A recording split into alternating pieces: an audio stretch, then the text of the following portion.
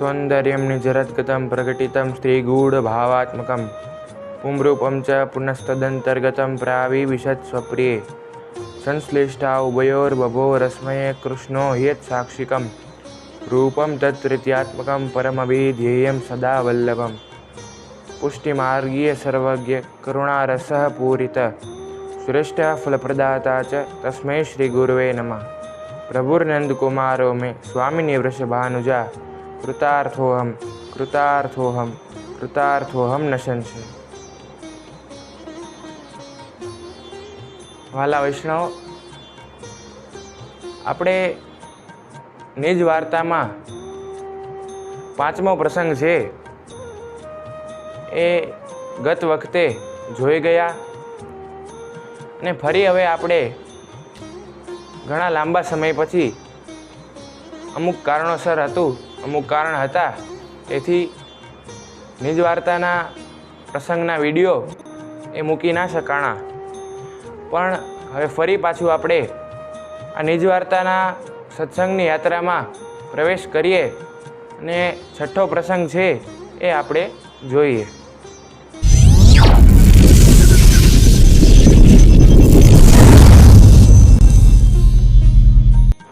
कृष्णदास मेघन सोरों में रहते केशवानंद नाम के योगी के शिष्य हते। सो एक समय ब्रज में आए, दिनेश आचार्य जी के दर्शन करी के यह मन में लाए जो मैं तो इनको सेवक हूँ, काहे ते विनकोशी आचार्य जी के दर्शन साक्षात पूर्ण पुरुषोत्तम के भय ताते वे और प्रभुदास जलोटा क्षत्रिय तथा रामदास जी ये सब सेवक भय। इन सबन को आपने ब्रह्म संबंध करवायो। એ કહે છે કે કૃષ્ણદાસ મેઘન એ સોરો નામના ગામમાં વાસ કરતા અને એમના ગુરુ છે એ કેશવાનંદ હતા, એ કેશવાનંદજીના શિષ્ય હતા। અને એક સમયે કૃષ્ણદાસ મેઘન વ્રજમાં આવ્યા અને ત્યાં એમને શ્રી આચાર્યચરણના દર્શન થયા અને થયું કે હું આમનો શિષ્ય થાઉં, કારણ કે શ્રી આચાર્યજીનું સ્વરૂપ છે એ એમને તેજોમય પૂર્ણ પુરુષોત્તમનું સ્વરૂપ છે એવા એમને દર્શન થયા। અને એમની સાથે સાથે પ્રભુદાસ જલોટા ક્ષત્રિય અને રામદાસજી આ બધા સેવક થયા અને આ બધાને શ્રી આચાર્ય ચરણે બ્રહ્મ સંબંધ કરાવી આપના સેવક કર્યા। વિન સબ સેવકન કો સંગ લેકે આપ श्री आचार्य जी वृंदावन पारासोली होय के आन्योर सदु पांडी के घर पधारे। जहाँ एक चौतरा हतो तापे आप बिराजे। इतने में सब ब्रजवासी देखी के कहने लागे जो ये तो कोई बड़े महापुरुष है, ऐसो तेज काहू मनुष्य के मुख पर तो नहीं होय, कहा जानिए कहा स्वरूप में है। त्यारे आ बधा अपना सेवकों ने लई आचार्य चरण से ए वृंदावन पारासोली थई अने सदु पांडे ने त्या आनियोर पधार्या अने त्या बधा ब्रजवासी छे ए आपने जोई अने कहे छे के आप तो कोक साक्षात महापुरुष लागे छे, आवो तेज तो कोई मनुष्यना मुखड़ा पर होय नहीं, मनुष्यमां आवो तेज मैं क्यारेय जोया नथी। ए बधा ब्रजवासी एवुं कहेवा लाग्या। एथी आप तो कोक साक्षात महापुरुष छे एवुं ए बधा विचारवा लाग्या। ऐसे सबे को कहे ता समय सदु पांडे ने आई के हाथ जोड़ी के आपसो कही, जो स्वामी कछु खाओगे? तब कृष्णदास मेघन बोले, जो आप तो सेवक बिना काहू को लेत नहीं है। तब सदु पांडे के एक भवानी स्त्री और एक बेटी हती, वाको नाम नरो हतो। वापे श्री गोवर्धननाथ जी बहुत कृपा करते, सो वह सांझ सवेरे दो बिरिया श्रीनाथ जी को दूध पियावे को जाती, जो सब वह घर को काम काज में होय तब जाई न सके।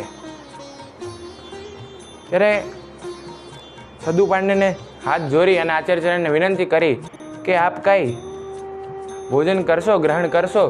त्यारे कृष्णदास मेघने एमने कह्यु कि अमारा जे आचार्य छे, अमारा जे गुरु छे ए एमना शिष्य सिवाय, एमना सेवक सिवाय कोईना हस्तथी कांई पण ग्रहण नथी करता। एवुं कृष्णदास मेघने सदु पांडे ने कह्यु। ने सदु पांडे ने त्या एक भवानी स्त्री हती अने एमनी एक पुत्री हती जेमनुं नाम नरो हतुं। श्रीनाथजी एमना पर खूब कृपा करता अने जे नरो हती ए सवार सांज રોજે શ્રીનાથજીને દૂધ છે એ અરોગાવતી અને શ્રીનાથજી એમના પર એટલી જ ખૂબ કૃપા વરસાવતા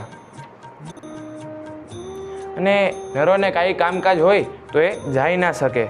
तब गिरिराज जी ऊपर सो वाको श्री गोवर्धननाथ जी पुकारे, तब हूँ न जाए तो श्रीनाथ जी आप वाके घर आए के मांगी के आरोगे। जैसे गौ घर को बालक होय जैसे आप वासो हिले। सो जा समय कृष्णदास मेघन ने सदु पांडे सो नाही कीनी। ताही समय श्री गोवर्धननाथ जी पुकारी के कहे, जो अरे नरो दूध लाऊ। तब नरो ने कही, जो आज तो मेरे पाऊने आए हैं। ત્યારે પણ જો નરો દૂધ ના લાવે ત્યારે શ્રીનાથજી છે એ એમને ત્યાં એમના ઘરે આવી અને સ્વયં દૂધ આરોગી લે છે। અને સો જા સમય કૃષ્ણદાસ મેઘનને સદુ પાંડેસો નાહી કીની। તાહી સમય શ્રી ગોवर्धननाथ पुकारी के कहे, जो अरे नरो दूध लाऊ। तब नरो ने कही, जो आज तो मेरे पाऊने आए हैं। ત્યારે શ્રી ગોवर्धननाथ નરોને પુકારે કે દૂધ લાવો, ત્યારે પણ જો નરો દૂધ ના લઈ જાય તો ગોवर्धननाथ છે શ્રીનાથજી આપ સાક્ષાત તેના ઘરે જઈ અને સ્વયં આપણા શ્રીહસ્તેથી એ દૂધને દહીં આરોગે છે અને સ્વયં આવીને માંગી લે છે। પછી જેમ કૃષ્ણદાસ મેઘને સદુ પાંડેને ના કહી કે અમારા આચાર્ય છે, અમારા ગુરુ છે, એ કોઈને હસ્તથી કાંઈ ગ્રહણ નથી કરતા, ત્યારે નરો કહે છે કે પ્રભુ અમારે ત્યાં તો આજે મહેમાન આવ્યા છે, પાઉના આવ્યા છે, એટલે કે અમારે ત્યાં મહેમાન પધાર્યા છે, તેથી થોડો સમય લાગશે। ત્યારે શ્રીનાથજી કહે છે કે तब आप कहे, जो पाऊने आए हैं सो तो भली भाई, परी मुको तो दूध लाऊ।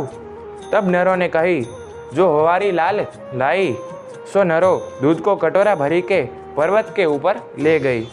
ત્યારે શ્રીનાથજી નરોને કહે છે કે તારે ત્યાં ભલે મહેમાન આવ્યા પણ તું મને તો દૂધ લાવ, મારા માટે શું કામ તું વિલંબ કરે છે આટલો।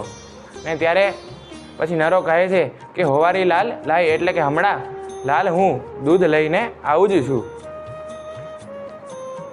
ને પછી નરો દૂધનો કટોરો છે એ ઉપર પર્વત ઉપર એટલે કે ગિરિરાજજી ઉપર પધરાવી અને લઈ ગઈ। તા સમય આપ શ્રી આચાર્ય दामोदर दास सो कहे, जो दमला तेने कछु सुनियो। तब दामोदर दास ने कही, जो हाँ महाराज सुनियो। तब आप श्रीमुख से कहे, जो यह शब्द और झारखंड को शब्द एक मिले है, तासो आप प्रभु यहाँ ही प्रकट भय है, ऐसो जानी परत है। तासो सवारे ऊपर चले गए। તેથી તે જ સમયે શ્રી આચાર્યજીએ હરસાનીજીને પૂછ્યું કે દમલા તેને કશું સુન્યો। ત્યારે હરસાનીજી કહે છે કે હા સુન્યો।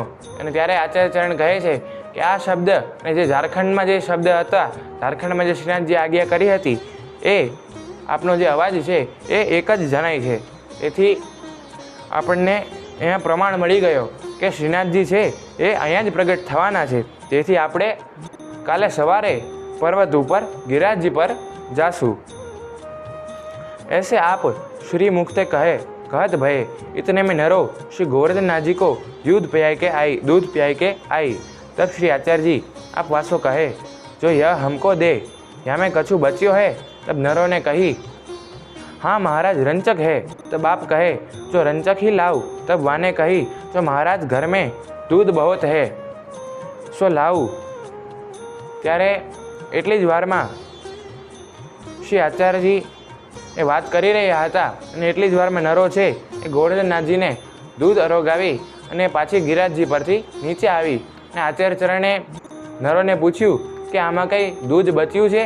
ત્યારે નરોએ કહ્યું કે હા રંચક છે, થોડુંક છે। ત્યારે આચાર્યચરણે કહ્યું કે આમાંથી અમને થોડું દૂધ આપો। ત્યારે નરો કહે છે કે અમારા ઘરમાં ઘણું જ દૂધ બિરાજે છે, આપ કહો તો આપને એમાંથી આપીએ। ત્યારે આચાર્યચરણ કહે છે કે तब आप कहे, जो और तो हमारे चाहिए तो नहीं। सदु पांडे तो भगवदीय है, श्री गोवर्धननाथ जी के कृपा पात्र है, जो साक्षात श्री गोवर्धननाथ जी इनसे बातें करत है और जो चाहिए सो मांगी लेते। स्वा समय सदु पांडे को श्री आचार्य महाप्रभु को दर्शन साक्षात पूर्ण पुरुषोत्तम को भयो। ત્યારે આચાર્યચરણ કહે છે કે અમારે બીજું નથી જોતું, આજે શ્રીનાથજીએ આરોગેલું છે, આજે એમનું અજરામૃત છે આ જે એમનું પ્રસાદ છે એ જ અમે ગ્રહણ કરીએ, એ જ અમને જોઈએ છે. સદુ પાંડે છે એ તો પરમ ભગવદીય છે, શ્રીનાથજીના એવા કૃપાપાત્ર છે કે શ્રીનાથજી આપનાથી સાક્ષાત પધારી વાતો કરતા અને આપને જે જોઈએ એ બધું આપ સ્વયં ત્યાં પધારી અને આરોગી લેતા. તેથી એમના પર, સદુ પાંડે પર શ્રીનાથજીની એટલી જ કૃપા હતી ને એવા ભગવદીય જીવ હતા કે એમને શ્રીનાથજી વિના સંકોચે જે કાંઈ જોઈએ એવું આપ ત્યાં પધારી અને માંગી લેતા. આજ તો મારા વાલા પુષ્ટિ માર્ગનું ફલ છે કે જ્યારે પ્રભુ છે એ સ્વયં આપણી પાસે આવી આપણાથી વાતો કરે અને આપણી પાસેથી જે જોઈએ એ વિના સંકોચે માંગી લઈએ. ને આવી કક્ષા આપણી ત્યારે આવે કે જ્યારે આવા ભગવદીયનું આપણે સ્મરણ કરીએ, મનન ચિંતન કરીએ અને પ્રભુની દ્રઢ નિષ્ઠાથી નિસ્વાર્થ ભાવે અને નિરપેક્ષ ભાવે આપણે પ્રભુની સેવા કરીએ, ત્યારે આપણી અંદર કાંઈક અંશે આવી કૃપા પ્રભુ છે એ વરસાવે. સો વા સમય सदु पांडे को तो श्री महाप्रभु के दर्शन साक्षात पूर्ण पुरुषोत्तम के भय. तब सदु पांडे ने कही तो महाराज हमको कृपा करी के नाम दीजिए. तब आप अनुग्रह करी के उनको अपने किए. तब सब कछु उनको अंगीकार कियो. त्यारे सदु पांडे ने आचार्यचरणનું સ્વરૂપ છે એ સાક્ષાત પૂર્ણ પુરુષોત્તમનું થયું અને સદુ પાંડે આચાર્યચરણને વિનંતી કરી કે કૃપા કરી અને અમને નામ દ્યો અને અમારો અંગીકાર કરો. ત્યારે આચાર્યચરણે અનુગ્રહ કરી અને એમને બ્રહ્મ સંબંધ આપ્યો અને એમનો અંગીકાર કર્યો. पाछे वह रात्रि को सदु पांडे और उनके बड़े भाई माणिकचंद पांडे और सदु पांडे की स्त्री भवानी और वाकी बेटी नरो और ब्रजवासी बड़े बड़े वृद्ध हते सो सब श्री महाप्रभु के चौतरा के पास आई बैठे. त्यारे रात्रिना समय सदु पांडे एमना मोटा भाई माणिकचंद पांडे, सदु पांडेना पत्नी अने सदु पांडेनी पुत्री नरो आ बधा त्यां श्री आचार्यचरण चौतरा पर बिराजता हता. ત્યાં બધા આવી અને પાસે बैठा. सो सब श्री आचार्य महाप्रभु के पास आई बैठे.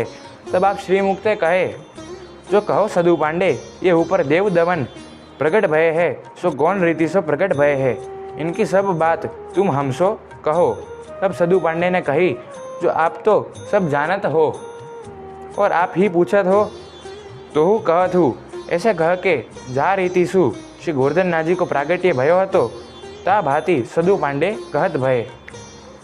त्यारे आचार्यचरण सदु पांडे ने पूछे छे कि आ जे देवदमन छे श्रीनाथजी छे ए अहींया केवी रीते कोण रीति शुं प्रगट भय एमनुं प्रागट्य छे ए केवी रीते थयुं ए अमने विस्तारथी बतावो.